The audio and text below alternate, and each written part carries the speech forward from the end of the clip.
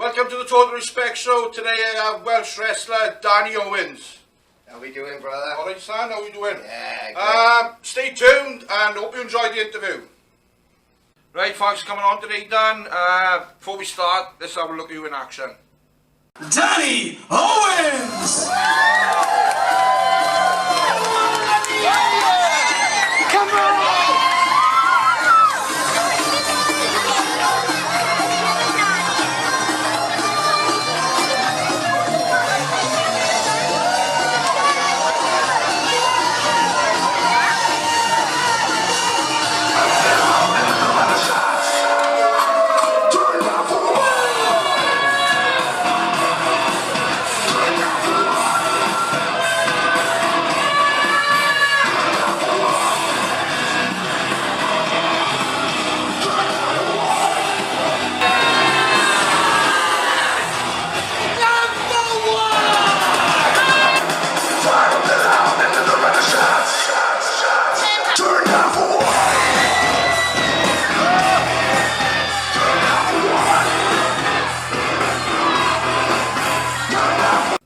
Right, let's go back to the beginning. Where was you born and what was your childhood like growing up?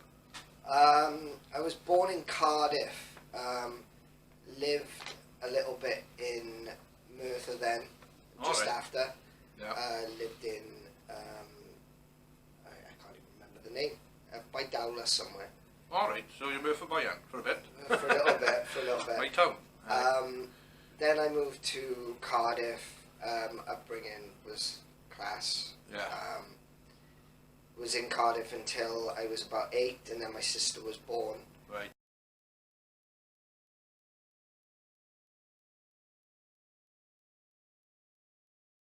So we moved to Caerphilly, and that's where I've stayed until about 2 years ago when I moved to Port Talbot. Alright.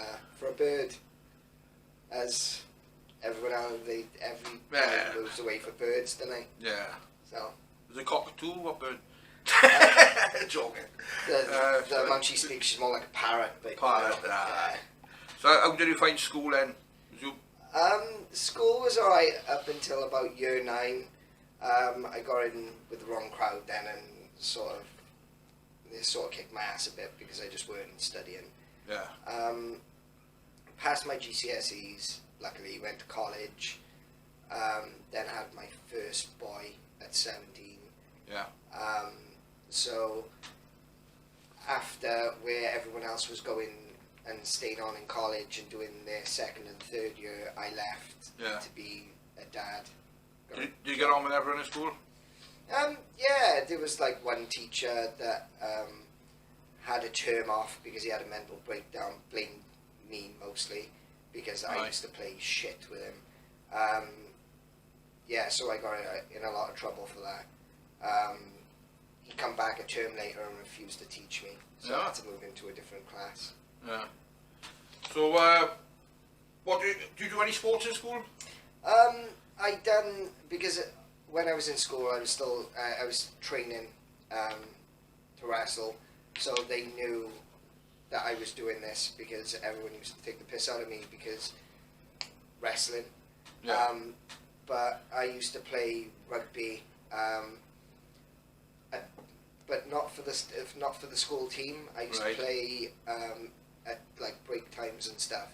Yeah, yeah. And then my PE teachers would see it, and the popular guys that used to do all the sports and stuff, they'd be nagging me to join, and I just liked the fact that I was really wanted by all these guys, so I was just like, nah, I'm good. I'll just stick to my wrestling. But we'll go back to wrestling, but if I remember right, when you were 17, was you going to go into the army or navy? I was 18 and I was going to go into the army. I passed the medical. I passed the tests that they do at the start. Yeah. To see which part of the army you could go in, because you had to have so many points before you could go into sort of different regiments. Yeah. But the thing that let me down was that stupid ass tattoo on my hand. So what age do you have that tattoo? I had this as soon as I turned 18, and I regret it forever because it is awful. So they turned you down because of that? Basically. Yeah, at the time you weren't allowed any tattoos on the neck So by then you'd had a child as well, 1 year of age? Yeah. Because I remember the One Man Riot documentary, Chris, he passed away now, and I brought him down to your house in Caerphilly, I think it was, your nan's house. My nan's house, yeah. And they filmed you, because you was about to leave wrestling, but then something happened, like just explain. So with the army, it was all going good, and then they changed their policy on tattoos, and they were like, yeah, we can't have you anymore, and I was gutted. That's mad. We go back to wrestling. So, what got you into wrestling then? At such an early age, like, because I think you was 12 when you started with Celtic I was 12 when I started training. I didn't know what wrestling was, to be honest. Right.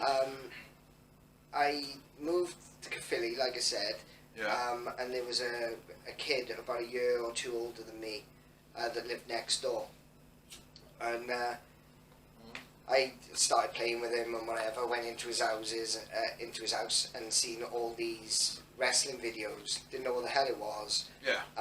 So I was like, "What's this?" And he was like, "Oh, it's wrestling. Have you never watched it?" I was like, "Nah, never watched it in my life." He was like, "Right, lend this tape." And so you were about 12 then? I was about 9 or 10. 9 or 10, yeah. So he lent me this tape, and the first match I watched was is midget politically correct now? Yeah, sorry. Small people, they call them, don't they? Small people. A 6-man small person match. Let's go with that. With Sonny as the guest ref. Oh, so it was a WWF match at the time, yeah. And it was Mini Goldust, and there was a couple of others. I can't remember exactly who was on it, but I thought they were children. Yeah. So because they were all under masks and face paints, so you couldn't see like if they had any like beard or anything. And I was like, I could do this. This looks easy enough. Yeah. But yeah, I just kept watching it. We got Sky then, found WWE on Sky. Started recording that. Started watching that like consistently every week. Then when I went into comp, my friend Stefan.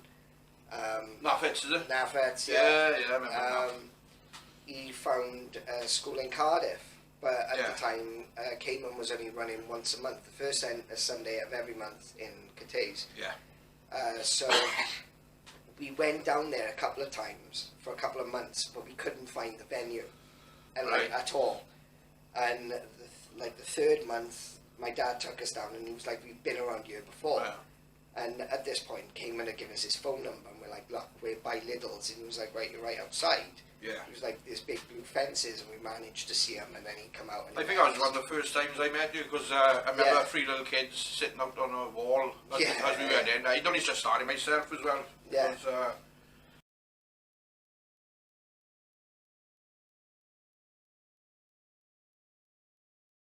How long did you train for then? Was that at the Cayman then every month, is it? Yeah, every month. And then they sort of, because it was Cayman and Ed Ferris to start with, and then Ed Ferris broke out and done the NWA Wales thing. Yeah. I trained with them a little bit more as well, because they had regular sessions every week. So I was still going to Cayman's, but I was going there as well. And where was that, Newport? Yeah, in Newport. I think it was the Leisure Centre. So how old would you be then? 12? 12, 13, yeah. But I was getting to train with like really cool guys that I like Recall. Like I've only recently found out like 3 days ago how old he was, and I thought he was like, sorry, Chris, a few years older than me, like a good few years older. But he's 33 and I'm 30 this year, so he's not that much older. He's not that much older, but like he was big back then. Like, I think he started young as well. He was about 18, 19 when I first seen him wrestle. He was a lot bigger than me. So he was probably about 16 when he started. But I got to train with him, and I got to train with a load of other guys. I got to train with you.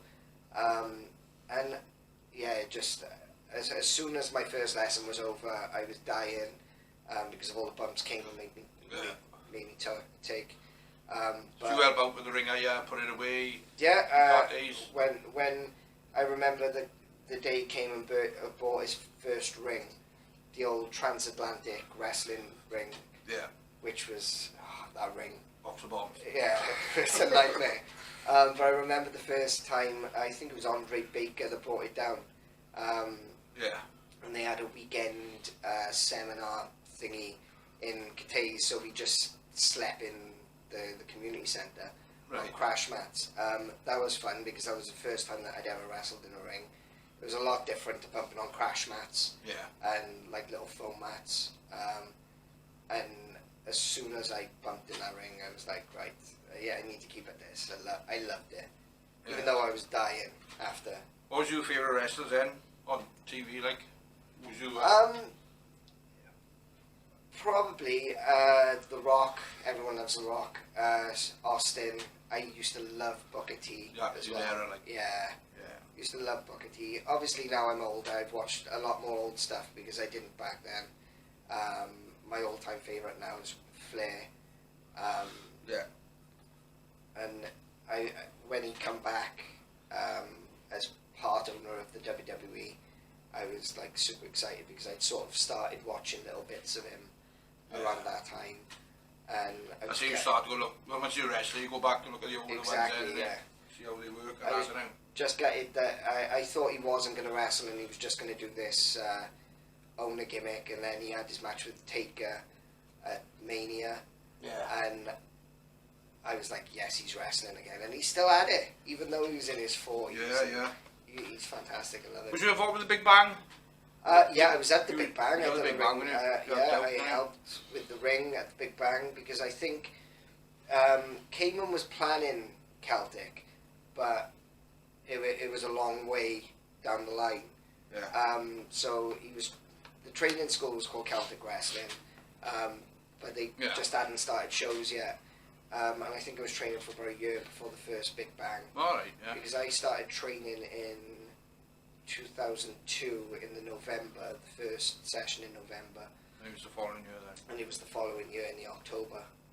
Because training moved up to Murphy then, didn't it? And in all fairness, you was there every session. You come up on the train, you laugh it. There's another boy with you as well? Danny, yes. You see him these days? I seen him towards the end of last year. His mum passed away. Oh no. And me and him were like super close back in the day, and I still talk to his mum. Literally the day she passed, I'd seen her about 3 days before because she used to drive buses, and I seen her on the bus, and we were I still called him mum. I used to we were that close. We used to send each other's Mother's Day cards. And his mum and like his brother had come over my house for Sunday dinner, that sort of thing. So we were really close. But then after school, like our paths went different ways. He's doing well for himself. He owns his own company. Oh, fair play. But yeah, he left, I think, just before we left school because he started hanging around with a different crowd, and it was just we'll move on.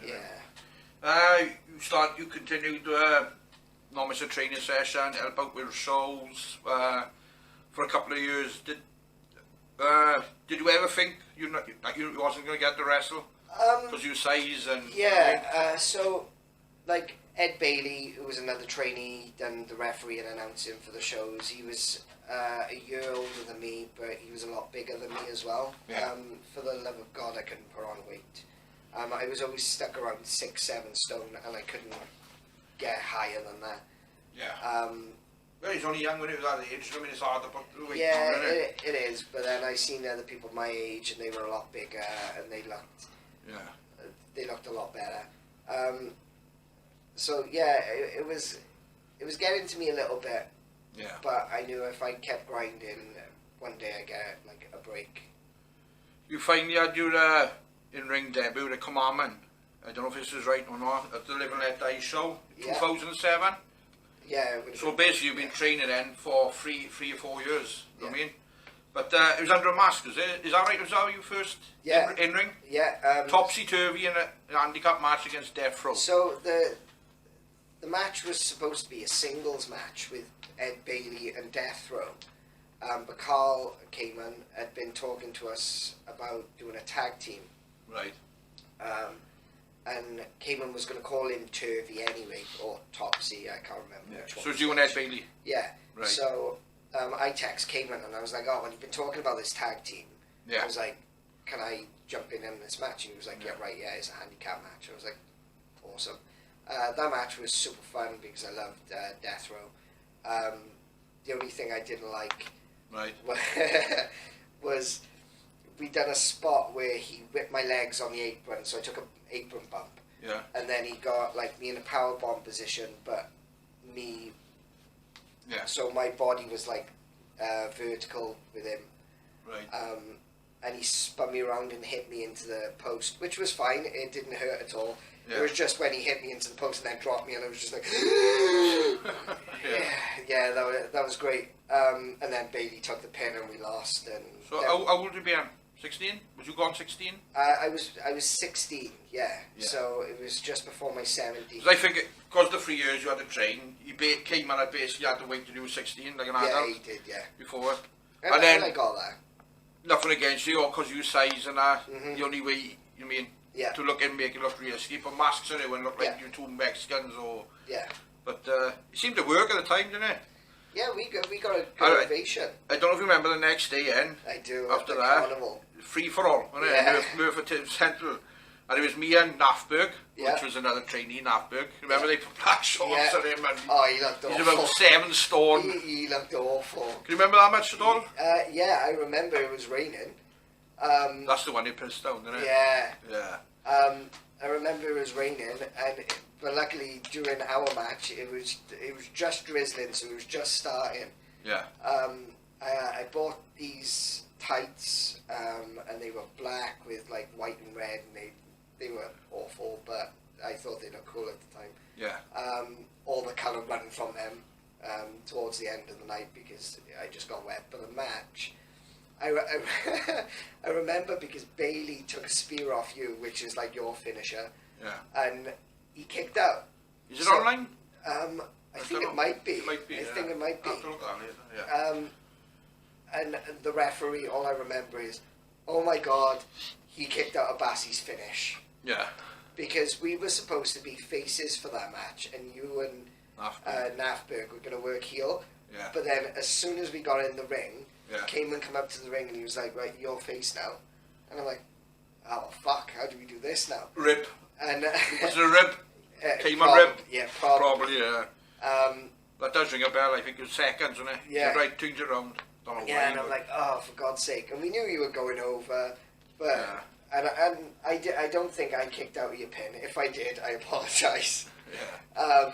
But Bailey kicked out of your finish, and I was just like, you twat. Yeah. But we managed to fix it. What I remember, just going back, what pissed me off that day, it was my ring man, when I was doing the ring here as well, doing the things. And every fucker left me. And I remember it was you, I think it was Naffits. In all fairness, like always, you were the last ones there to help me with that ring. And we were drenched right through. That was the one thing that I loved when you had your own ring, getting to travel around, because you took me loads of places. Like me, Naffits, Danny, you took us loads of places to help with the ring. And we were always happy to. Like even one time... PPW, wasn't it? Welsh Wrestling. Welsh Wrestling. Supposed to help me with that, yeah. Like even one time I came and bought another ring. I can't remember who it was for, but we helped with the ring, and they were like, right, we're staying down here tomorrow. We got a show nearby. Do you want us to pick you up, and you can come and help us with our ring? So we got to go somewhere else for a new company just because we helped set up the ring so well. So it was getting to meet new people. Of course, yeah. Go to name out there, places. I think personally, due to your age and size, it was hard to get you on the roster. I mean, it was a pretty massive roster at the time. But you didn't win once, and 14 months later, which is pretty long, but you're nearly 18 now, you stepped into the ring under the name Danny Thomas to answer an open challenge from Cade Callis. Cade Callis, yeah. How did that go? That match was super fun. Cade was like, right, because I was about, I think I just started putting on weight, so I was about 8 or 9 stone at that point. So I was still a runt. But Cade was like, I wonder if I could bench press you over my head and throw you over the top rope. I'm like, yeah, easy. So we tried it, he done it, and he was like, right, so I'm going to throw you out of the ring, we're going to do a bit out of the ring, I'm going to bench press you, and I'm going to throw you over the top rope. But we're going to make you look huge at the start. Yeah. Alright, awesome. So we done this face-to-face thing. Cade's up there compared to me. I'm just looking at him. We got a picture that we'll show in a bit.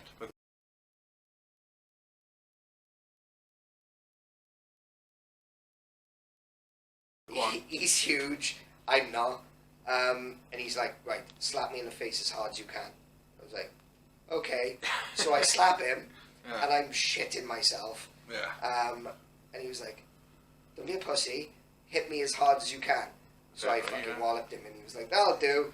And then he just like leathered me. It was a quick squash, but it was really fun. The one thing about that match I do remember though was he had me up on his shoulders. Yeah. And I thought he hit me on the ass. I thought he'd like tap my ass. Yeah. Like, okay. And then we went and done another spot. We got the pictures back. Yeah. And you see in one of the pictures, there's a kid in the audience, literally about that close from my ass, about to slap it. And I was like, oh, it wasn't Cade. Where was that show, man? That was in Fockroom. Fockroom. Yeah. Yeah. What was it like to finally, you know what I mean, being your proper first ring debut, probably, you know, without the mask as well? Yeah. How did that feel? It was really good. It was really nerve-wracking as well at the same time, because under a mask, I felt like I could be somebody different. Yeah. But without the mask, it was me, which was a scary thing because I didn't know how the crowd perceived me as me. Yeah. But after the show, I had families, because after that match, Cade issued another open challenge because I was too easy. Right. Then I had a match with Ed Bailey. But we had a family come up to us and buy me and Ed Bailey a drink because they were like, yeah, really enjoyed you. You were our favourites tonight. I was like, I didn't do anything to get my ass kicked. Yeah. But just that little bit of it's not recognition. about losing, is it? Yeah. It was great. You then dropped the name from Danny Thomas to Danny Blue Eye.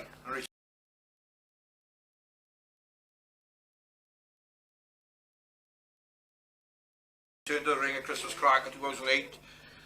Faces Syndrome, who's like another new trainee at the time, right? Yeah. How did you find that match? That match come about because I think Cayman was going. I think he just lost his job with the South Wales Echo. All right. And he gave Darren Goss the reins to book. And he just said to Darren Goss, do what you want, but no one's dropping any titles. Yeah. And no title changes. And he's like, right, fine. So Darren Goss wrote the card and he was like, right, you're going to be in, I think it was the opener with Syndrome. We were both green, so we didn't know what the hell we were doing. We tried to do a bit of, he was like, right, we're going to do back and forth, but if you watch the footage, it was all him. Yeah. It was, for what it was okay. There's another match, I mean, you're picking up stuff, learning, Exactly. rig experience, I crowd did. experience, innit? I learned a lot. You fought Tyler Brown then, in a match? That was the Crown of the Kings, I believe, because it was tournament, yeah, the tournament for the heavyweight title. In the first round, I recently looked back at those pictures and I hate them because I went and just before the bell rang, I went at him, started pounding him, turned around and gave a big yeah, and my chest is awful. It's really bad. I hate it. And I'm like, well, why the hell did I put these on my Facebook in the first place?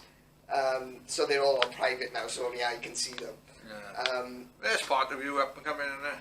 But, I've got. I know other wrestlers who've done that. I won't name no names, but they just deleted all the videos and. Like I've got them for personal use, and I've got in my bedroom. I've got my own wrestling wall with. All right. Pretty, at the moment, there's all RIW and CWF posters that I've been on, but I want to print out the Celtic posters that I was on as well to go up there, and I've got some photos around. And Yeah.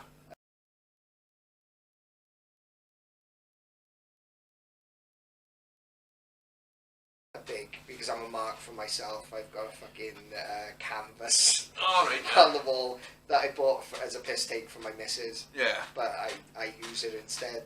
Yeah, you got to do it now. Another match, you joined the Bassies. Can you remember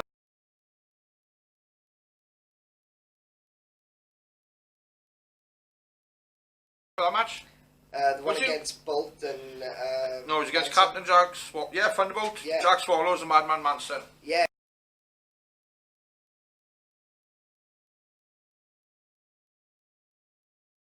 Remember much about that? Yeah, I learned so much in that match. I was in first with Manson, and it was the first time me and Manson interacted, and he was like, right, we're going to make this super funny. Yeah. And Manson, just being Manson, was a super funny guy anyway. Oh, awesome. Like, I loved him backstage. Yeah. But we done all this stuff, and then we ended up getting a tag. I tagged Sugar, and then he ended up like riding Sugar around like a horse. That's right. It was brilliant. Yeah, it's a good match. So, I got a little bit. I got in the ring a little bit with Bolt and Captain Jack Swallows, which was always fun. And it was a really good match. And then you turned on me because I took the pin. Yeah, I remember that. My apologies, we did beat you up after it. I remember taking that role in Samoa. So, fucking hell, I wanted well, to he was a long lost brother of the Bassies, wasn't it? Or, the if I remember. long-lost sister. Sister, did you come out with the dress? Yeah, me and Kate. So Cayman. I remember that, why? Cayman and me were talking, and there was a couple of other people involved. And it was when Big Vito was in WWE and he was wearing a dress to the ring. Yeah. And he was like, guarantee no one would do it. And I was like, I'd do it. He was like, like, fuck with you. Yeah. I was like, I'd do it. And he was like, bet you a tenner you won't. And then we had a show in Abbotsbury, and it was a rumble at the end of the show. So I couldn't find a dress, and I, like fuck, I was buying a dress to wear at the show. At the show. So I was living with my nan at the time, so I was like, Nan, I need a dress. And she's like, what for? I was like, I'm wrestling in it. Found this dress, and it was my nan's, and it was like halfway up my ass, so God help, like, I wouldn't want to see my nan in it. Brenda Bassie, remember, right? Brenda Bassie. Brenda yes. Bassie. You claim the fame. That's, But I remember, we turned on you, me and Sugar beat you up. You was then involved in a 4-way eliminator match, a Celtic Carnage against Flying Mike Bird, Eddie Lizard, and Syndrome. How did that go? So I was the first one eliminated. It was an elimination match, but I got in the ring. I think Eddie and Syndrome had started the match because they were training with us, and they'd always go through things. Yeah. During training, they had their little sequence that they liked. So they started. Me and Mike were on the outside waiting for a tag in. Me and Mike finally got in the ring, and to be fair, he put me over like fuck. Yeah. He made me look like $1 million. That was, even though I weren't in the match long, it was my favourite match at that point, just because of Mike putting me over so good much. technical wrestlers, isn't it? To be in with him, like, you can only learn, innit? Yeah, exactly. Next game I beat well. You put a good fight up against Wild Boar, Mike Hitchman, now NXT UK. How did you find that, going in with someone so technical like him? It was good because obviously he was learning off. He learned off Ed Ferris and he learned off Mike Bird, that are really technical guys. Because I remember the early days of Celtic, it was always Mike Bird versus Ed Ferris, just for the technical sort of match. So you had that on the show. So when I went in there with him, we planned a couple of spots, but then anything else we done on the fly. Yeah. It was a really good match. There was one. I messed up one move when I was supposed to. He was going to look like he was going to clothesline me, and he was going to grab me in a sleeper, but I went to duck the clothesline. But we recovered fine, and I think that was the only sort of botch in the match. But did you think at the time he'd go all the way as far as he got? With not really with WWE because they were always big guys. But then when they announced like the UK tournament and stuff, and you could see that they were using smaller guys. Yeah. Like he's lacking in taller. Yeah. He's ripped, I mean, and he's big, but he's short because. That was the one thing that made me laugh in my match because I'm legit 5'9", so I got billed on that show as 5'9". Yeah. and he got billed as 5'9" as well. Right, yeah. But then we done like a face-off at the beginning of the match, and I'm like a foot taller than him. Yeah. So it just, it looked awful. But yeah, he stayed at it and he got done it. He's really good, and he's a really nice guy as well. Yeah. I was promoted by then, and you had another ring name change again. Ozo Azul Danero. Can you remember that? Back with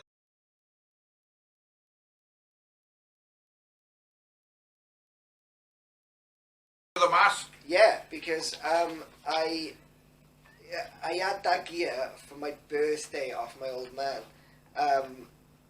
because I wanted to try something different, and I was like, maybe if I get a mask and work under a mask, I'm going to get booked more, and it worked.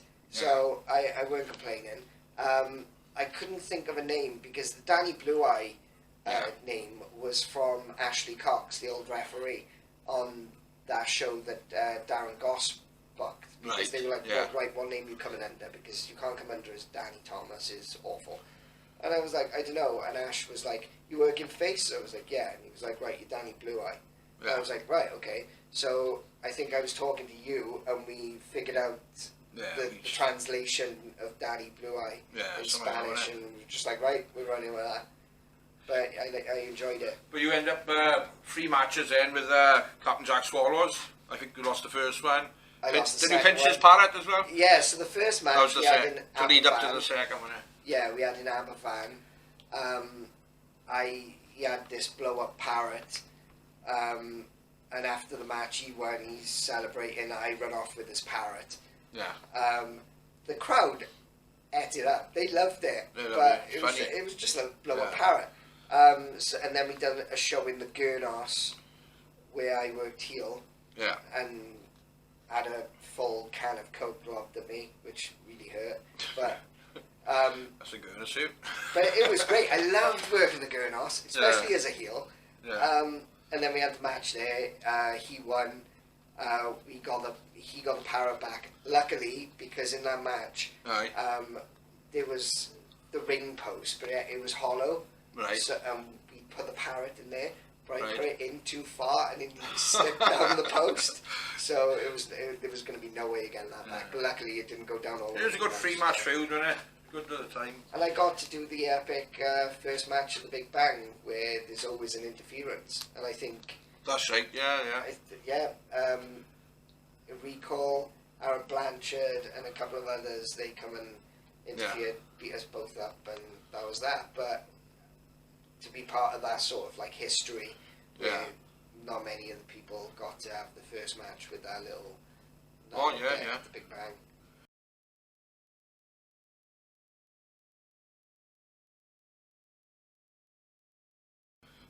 February 2010, you faced 2 future WWE NXT UK stars, Frantic Flash Morgan and T-Bone in the triple threat match at Celtic Rampage. How did that go? It was easy because T-Bone was in a match. He was letting. Was you face then? I think I was face for this. And Frantic would have been a face. And so T-Bone was the heel. Yeah. He let us get our shit in.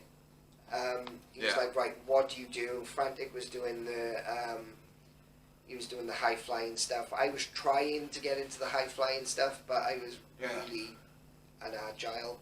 I can do more high flying shit now than I could back then. Yeah. But he was doing his high flying thing. I'd done my little bit, and no, I think I was heel in that match because I remember hugging T-Bone. Oh, right, yeah. But yeah, he got the win over Frantic. Same question again. Did you think they'd go all the way in for NXT UK? T-Bone, yes. Yeah. But as I said with Mike Hitchman at the time, Frantic Gavin was young at the time as well. He was young. He was as small as I was. Yeah. So he's pulling some good stuff off. Yeah, he has. I remember. He's looking good. You then picked up your 12th loss in a row against the debutant Titan. How did you find that? Yeah, so that was interesting.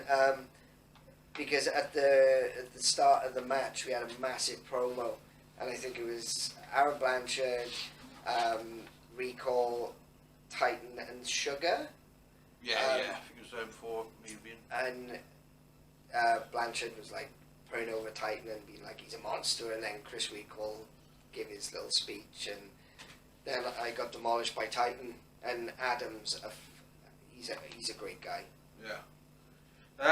You then left wrestling altogether. Another break, about 23 months. What happened there? I can't really remember. I think I stopped training for a little bit.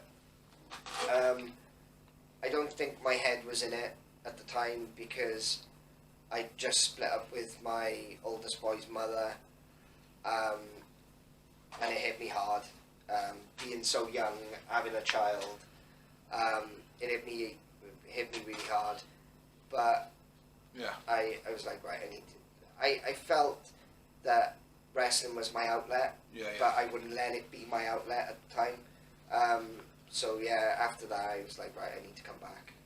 Yeah, when you returned then, you was using the name Dynamite Danny Owens, wasn't it? Yeah.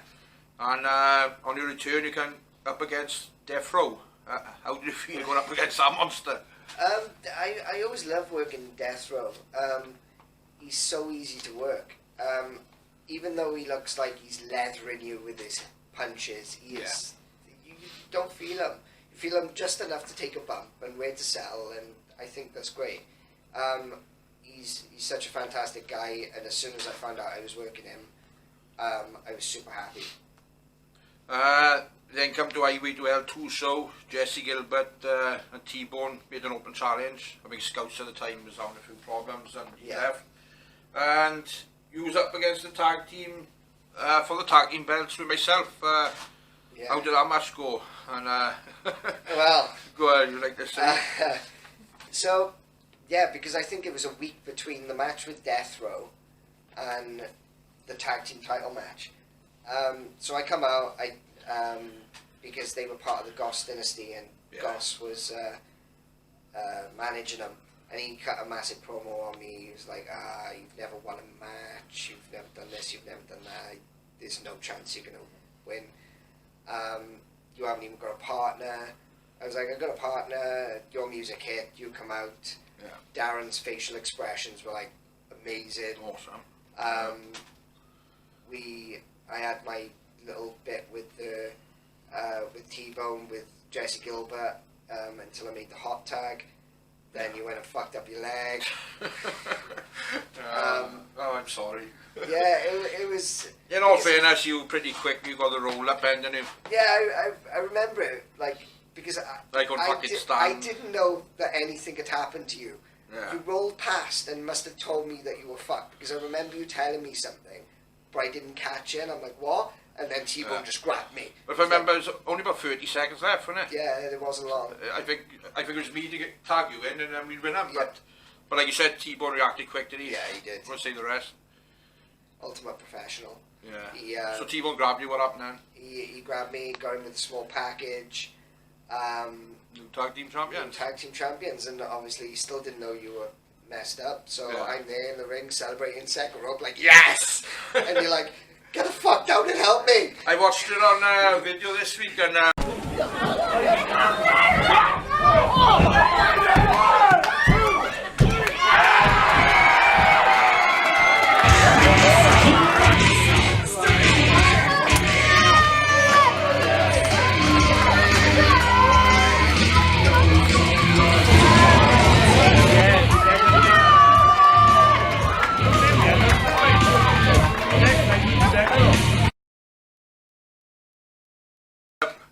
I can't even get back in the ring to celebrate with you, and I called you outside then, didn't I? Yeah. Get behind him.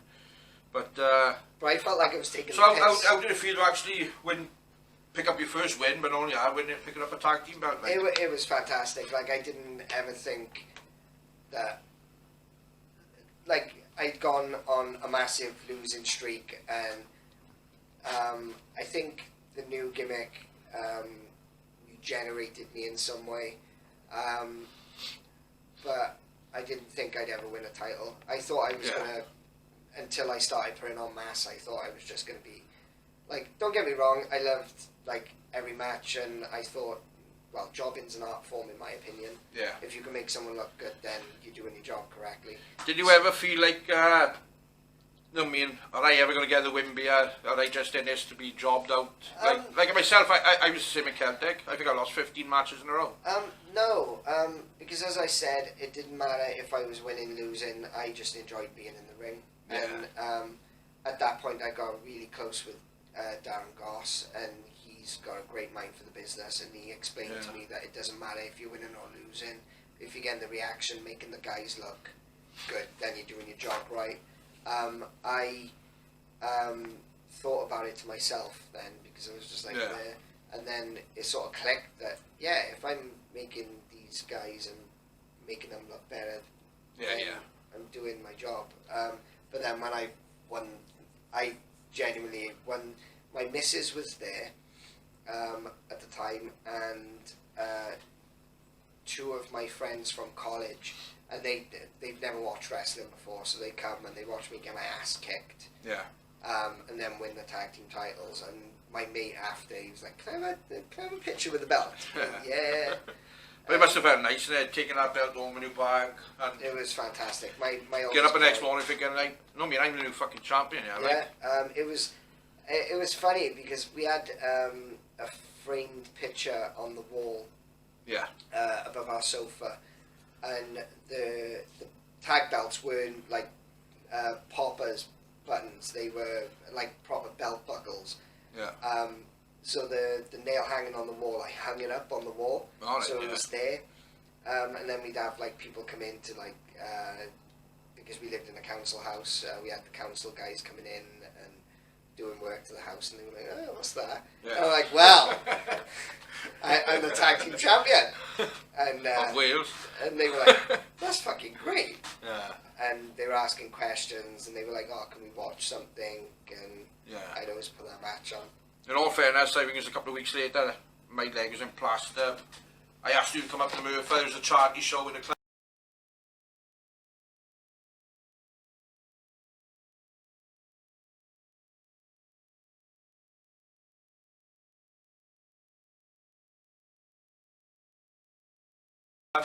Yeah, I do. Just to do a signing, me and you was there. Whatever I asked you done you like. Take my hat off to that. Obviously, I was out of action 6 months with the leg. We had to relinquish the tag team belts. I think it was the Big Bang 6. Gilbert was team with Scott Essex and Goston is there. And you come out with a surprise partner, Death Row. So how did that match go? That was fun. But the months leading towards it, I think I put out like 5 or 6 promos. Like on the 2nd of August, me and my partner Thomas Bassi, we won the tag team championships. Unfortunately, Bassi got injured in the match. And now, on the 1st of November, we've got to give up our tag team titles. Luckily enough for me though, the board of directors of Celtic Wrestling have given me another opportunity to win back my belt with a partner of my choosing. We've got a tag team match against Jesse Gilbert and a partner of his choosing. Let me start off by saying this, Jesse Gilbert. I've had enough of you and the Goss dynasty taking the mick out of people and treating them like crap. On the 1st of November, I'm going to win back my title. Yeah, the last match we had, it might have been my first win. Some people even call it a fluke. But Jesse, you will find out what Danny Owens is all about. Trust me on that. So I'll see you on the 1st of November in the Martyrs Club. See you soon, buddy. Trying to find a partner. Oh, I remember that, yeah. So I was just finding random people. Like, I was at Jesse Gilbert's house one night with Darren Goss. We were watching a pay-per-view. So I ended up doing one with Jesse's mate. Then done one with Jesse. Totally random people, I remember that. We done one with Jesse, but he was facing away from me, so I couldn't see his face, and then he like stood up. But in those promos, I always had a fun fact. Like they were stupid fun facts, but and then I done one with my my best mate, and I think that one was the best one. but it was stupid. And then because I didn't know it was going to be death row until the night. Yeah. And then I didn't know you know, did I? No. No. And then we're out doing the promo. You told me that it was going to be death row, and then we're out there doing the promo. He was in the Gostin at the time, wasn't he? He was, so he's there, and then he just parted down, come and shook my hand, and I'm like, yay! And Gossie's going nuts, and Nothing. Nobody. Anyone?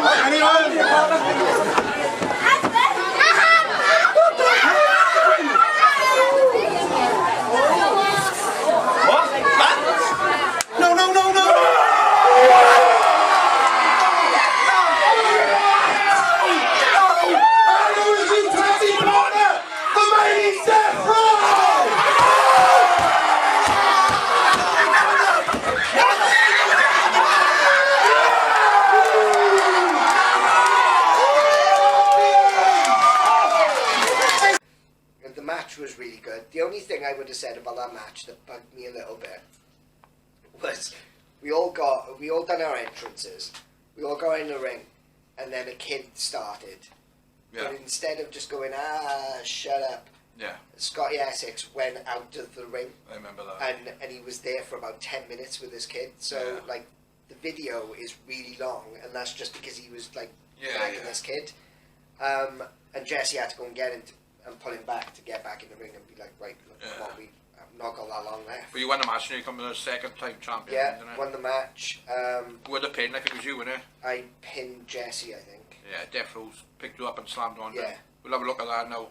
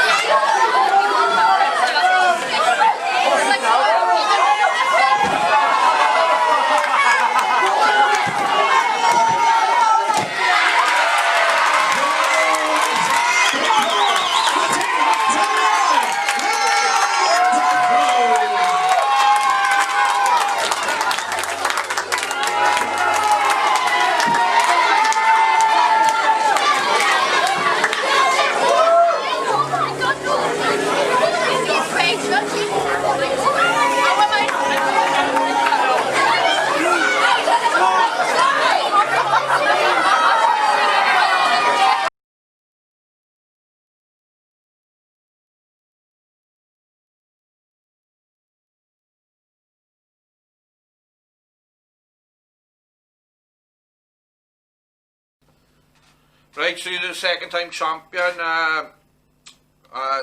You then went on to lose it. I think it was in the next match. Or did you defend it at all? No, we lost it in the next match. I think that was against the Ghost Dynasty, wasn't it? Yeah, so the total reign altogether I think was 8 months with the 2 reigns. Yeah. We lost it to Scotty Essex and Big Grizz. Big Grizzly, wasn't it?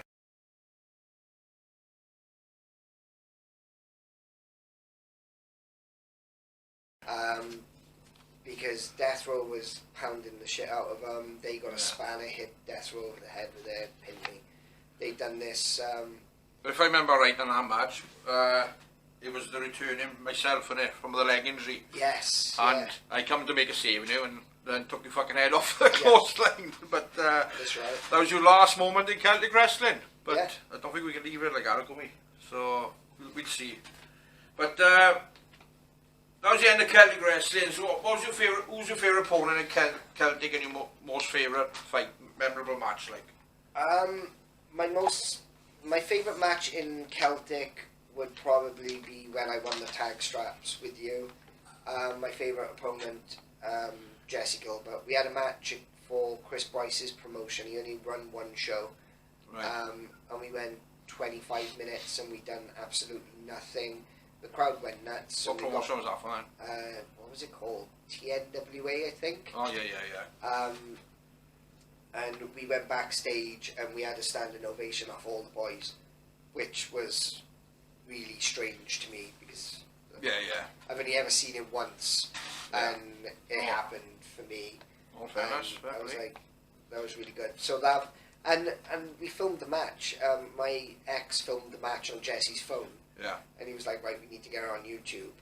And back then you had to email the video to a link on your YouTube, and then it automatically done it. So I was like, right, email the video to this email address, and he was like, yeah, I dropped my phone down the toilet, I've lost the match. Oh, so there's no footage of it. So Celtic Finish 2010, what's happened next? I had to sort of find my own way, sort of thing. I'd already started wrestling for Royal Imperial Wrestling at that point. Pretty much the same deal as I had at the... what was your name then? Was you still Dangerous Danny Owens? I was Dynamite Danny Owens. Dynamite. Yeah.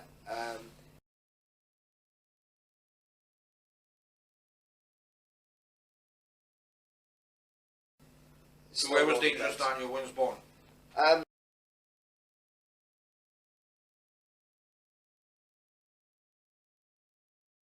So that was born in, what year are we in now, 2020?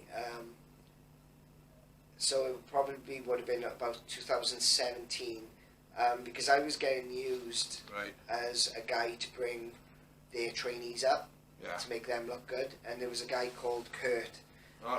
Really good guy, he's still wrestling, he's wrestling for Exist, and he's doing really well for himself, he's their champ. But my job was to put him over so we could go on to win straps with RIW. We had a series of matches which then ended in a tables match.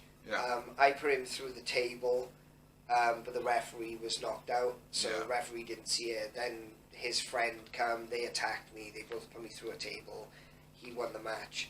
After the match then, Chris Bryce was helping me up from the table, and I choked him out, turned heel, and that's where it sort of like flourished for me, sort of thing. Right, going back to 2013, you wrestled in Scotland, didn't you? A couple of shows? Yeah, so I done two tours of Scotland, I think, for a company called Scottish Wrestling and Entertainment. That was an experience, because the atmosphere was completely different to what I was used to. Alright, I love Celtic and I love the backstage atmosphere, but it was completely different to that. Alright, but I loved that as well. They were all a bunch of good guys. I met some really good guys. I think the first time I went up there, I'd done, it was part of a European tournament, so they had people all from Europe. I was representing Wales, and I versed Martin Stallion, who was their mid-card champion at the time. I lost to him because he cheated, and to be fair, he put me over like fuck. Made it look like I was going to beat him, rolled me up, held the tights, job done. Second time I went up with Luke Shodan, and we had 2-day... was Darren Gosling as well then? Yeah. He was the one that got us up there. Alright, he done a good job with that. How did you find the Scottish crowds compared to the Welsh?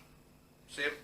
No, completely different. They, like where Celtic had their following in Merthyr, and you'd see the same people over and over and over. These were super hardcore fans. So before they even announced me, they knew that I was coming somehow. Right, so it's like when like WWE gets spoiled and it's like, oh, this is happening on Monday Night Raw. Like before they announced me as coming up and being part of this tournament, they were like, oh, Danny Owens is coming up from Wales. And I'm like, how the fuck do you know this? Oh, fair enough. You also wrestled HCW, Slam Wrestling. Then in 2016, you won the CWF Corinium that's right, title. Yeah.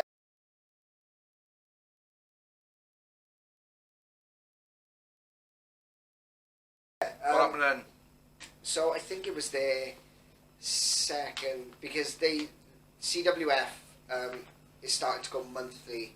Well, it was supposed to start going monthly like at the beginning of the year, but COVID happened.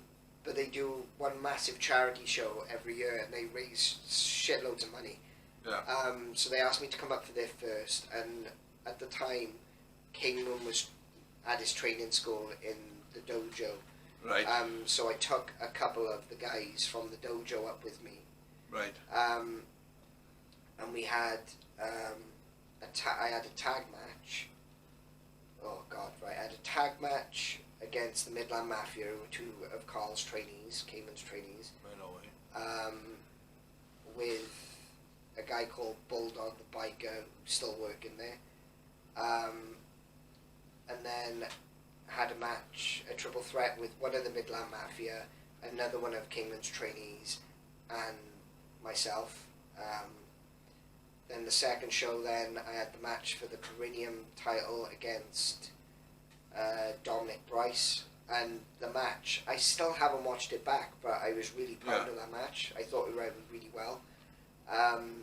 That's the one you won the title. I won the title in that match, and then they do the Money in the Bank gimmick. It's called the Golden Ticket. A guy called Logan cashed in, beat me after 5 minutes, so I was champ for all of 5 minutes. You won the title again, or the following year, didn't you? Yeah, I won the main strap then, the heavyweight title.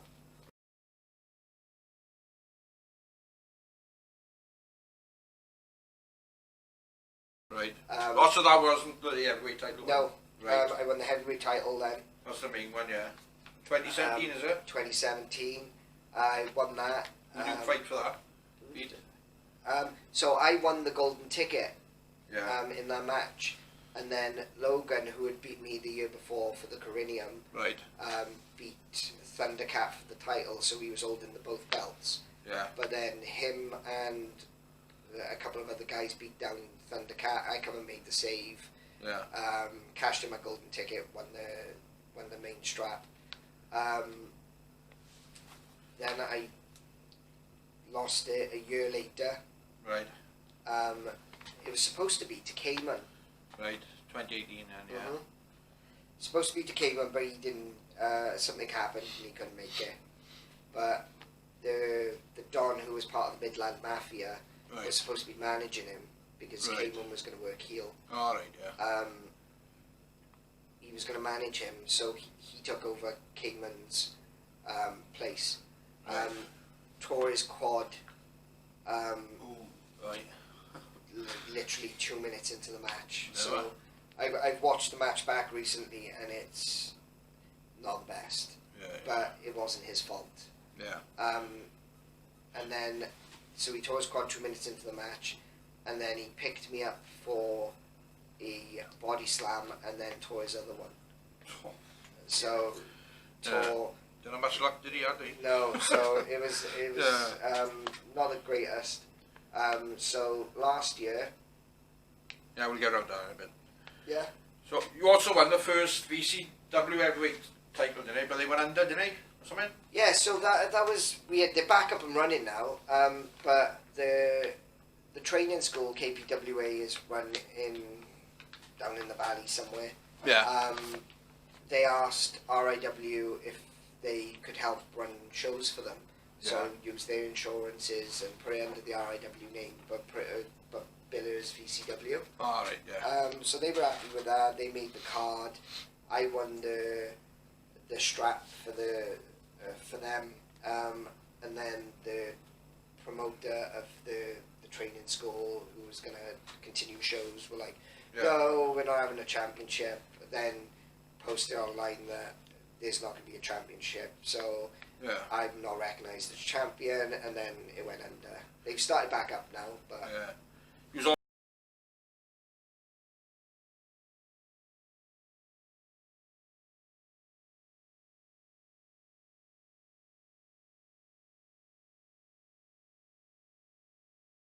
also RAW tag title champion. Yeah, I was the first champion.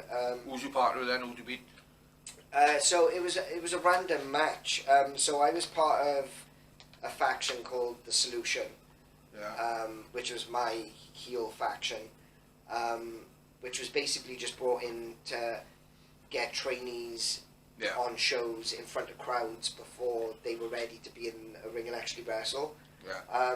Just so they get the gist of the crowd and stuff.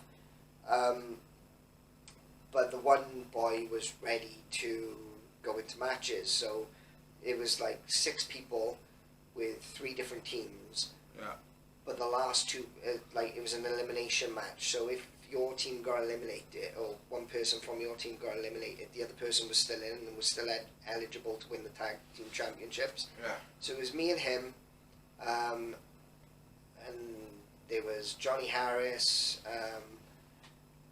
a guy called Blake Henson, and I can't remember the rest. But it ended up me pinning Blake Henson at the end, and me and Johnny Harris become tag champs. And because he had his own little faction, but his faction was completely different to mine. All right. He does the camp gimmick, Yeah. so he comes out in all pretty colours, and I'm coming out looking like a biker dude, and we have to come out together. So we sort of made a mix because he come out to the YMCA at the time. Yeah. So I come out to a really heavy song.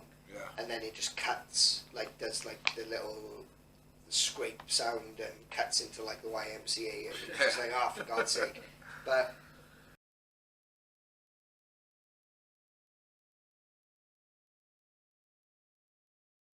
it worked. Yeah. Go back to August 2019, you won the CWF Heavyweight Championship again, didn't you? So technically I didn't win it again. The Right. Don who beat me for it couldn't make it to the show for some reason.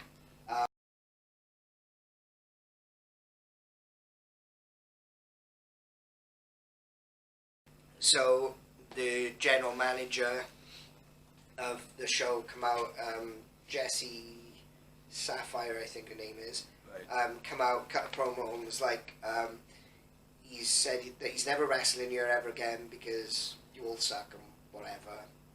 I'm a heel at this point. Yeah. And she was like, I've looked at the contract and it says it has to go back to the last champion, which is Danny Owen. So she just gave me the title. Then Bulldog the Biker come out, tried to cash in his golden ticket that he'd won the year before. Yeah. But I beat him. So I'm still champion. Still champion. You're currently the RAW wrestling trainer Yeah.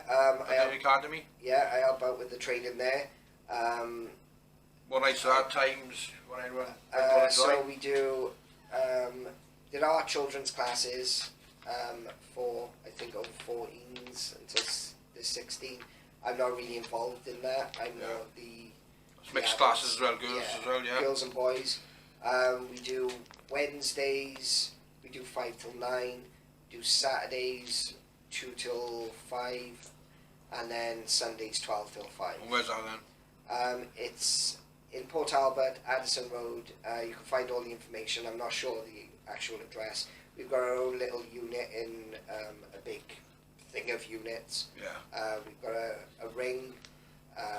We've got an entranceway set up so you can sort out your entrance and everything. Yeah, it's really good. What do you think of the current wrestling scene in the UK, the Welsh wrestling for you? Or the UK? It's a hard one. Right, so as I come in Celtic at the start, there was lots of gimmicks. You had people like Manson. I feel now, though, that people just want to be like serious wrestler. They don't want to get laughs. They don't want people to laugh at them, that sort of thing. Which is a shame, because I used to love it. Like watching it when I went on shows in Celtic and I was watching Manson. Yeah. I used to love it, and to be fair, he used to take the piss out of himself, even backstage. And there was there was the odd of the few that had let stupid things happen to it, like yourself. You had that dress versus nappies match or whatever it was. Oh yeah. Which was funny. Yeah. But yeah, people they just want to be serious wrestler. There's not enough comedy in it, is there? No. There's not enough work in either. People are just going. There's a lot of people now that I watch, and they go in. They don't interact with the crowd. It's just wrestling. Yeah. And the matches are good. Don't get me wrong. They're fantastic matches. But like I like to get the crowd involved. Yeah. So the majority of my thing, I'll like punch someone in the face if I'm working heel and be like, yeah, that's why I'm the man. Yeah. And they'll go batshit crazy. I'll punch them again. I'm number one, and yeah. They'll go nuts. I like things like that because it makes them. Yeah, you're working a crowd. It's more interactive for them. Yeah. If there's any one wrestler past or present, who would it be you could wrestle against? Flair. Always, Flair. always Flair. He's my all-time favourite, and Heel Flair? Face Flair? Oh, heel Flair. Heel Flair. I work face for Flair. Yeah. Is there any one thing on your bucket list you'd like to do? Anything? I'm sort of in the planning stages of actually doing it. I'm getting on a bit now. I've been wrestling, right, I'm coming in, November is my 19th year. So I've got to start, I've got tons of kids. Yeah. Too many to name. Yeah. So how are you faring injury-wise? I feel fine. Knees alright? Arms alright? My knee's dodgy. My knee's dodgy. I have a bit of pain in my back. Yeah. But not too bad. But I've always had a dodgy knee, so yeah. I'm used to it. But so going back to the bucket list. But yeah, I'm sort of doing it now. I'm opening my own promotion. Any name from you? Yeah, Pro Wrestling Carnage. You can find us on Facebook. Pro Wrestling Carnage. Carnage.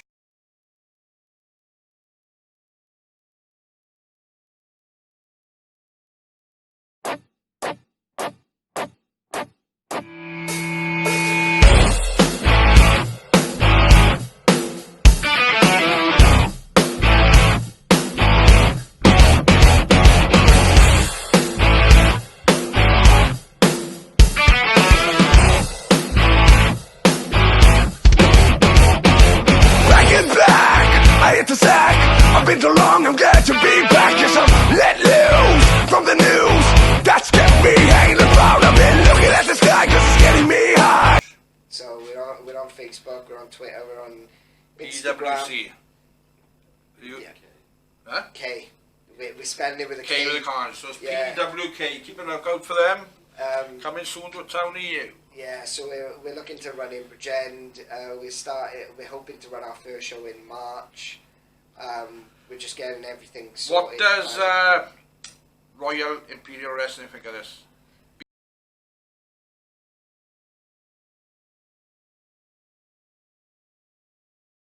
Being based in Port Talbot. Do you know you're doing it? Yeah. It's a hard one. I think there's going to be some headbutting. I don't think it's the fact that we're... But you still training for them, innit? Yeah. I've talked to them. They seem fine. Yeah. To me, my face, but we'll see when it comes to shows. We're not.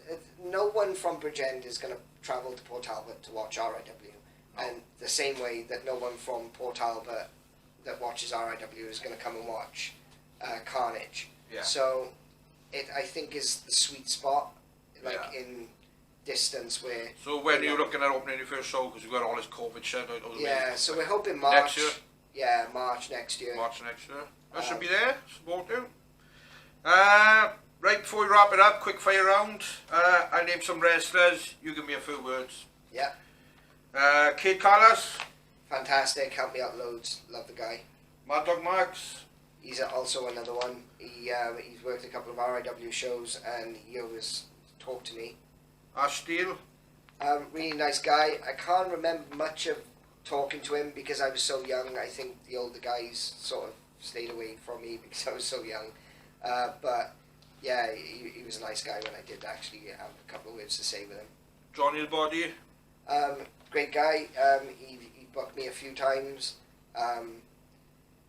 He's really liked in the ring, so sometimes, but yeah. Chris Perfwick. Talked to him recently. He's such a good guy. I love him to bits. Really funny. Lightning Kid. Also another really good guy.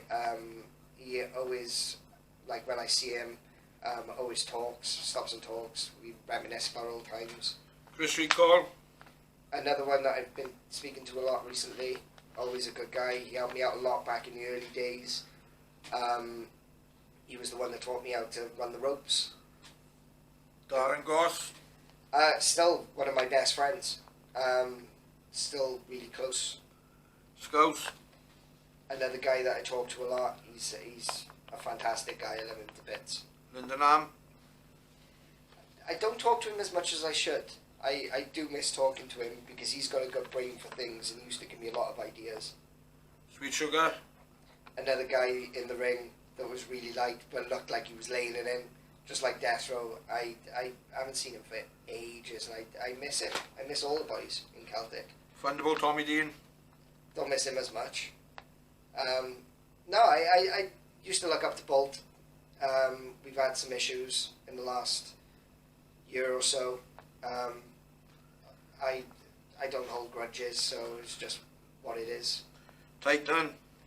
Another good guy. I seen him a couple of years ago. We stopped, we said hi, we had a little chat. He's a good guy. Johnny James. Now, he messaged me a couple of weeks ago. I was asking for help with something, but he's always been fantastic. I love him to bits. Workman. We didn't really talk much back in the Celtic days. Then he come back from Al Snow's academy and he got really good and then he went. Captain Jack Swallows. Another good guy, he's fucking crazy.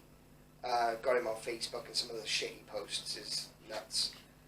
Death Row. A sweetheart. Like, I've seen him make people cry at shows, but then you watch him backstage in full gimmick, dancing to some random song, shaking his ass is brilliant. Wild Boar. Another really good guy. I haven't spoke to him in a good while, but I always got on really well with him. And Cayman. Guy that got me my start, I still need a match with him, and we've had the chance to do like 3 in the last couple of years, and every time it's meant to happen, something happens. Well, I gotta be honest, you've been making challenges for years, right? I kept an eye on everyone, right? Yeah. And you've been making a challenge, but he's not accepting, is he? I think his arse is gone. I think he's scared. So, if you want to make an open challenge to him again yet? Well, I've been telling him for years that we need this match. I just want to show him that the training is out surpassed the trainer. You hear that, Kay? Challenge is there. Right, Danny Owen, been a pleasure, mate. Thank you very much. Thank you very much, Thanks for boss. coming on, buddy. All the best in the future, man. Thank you.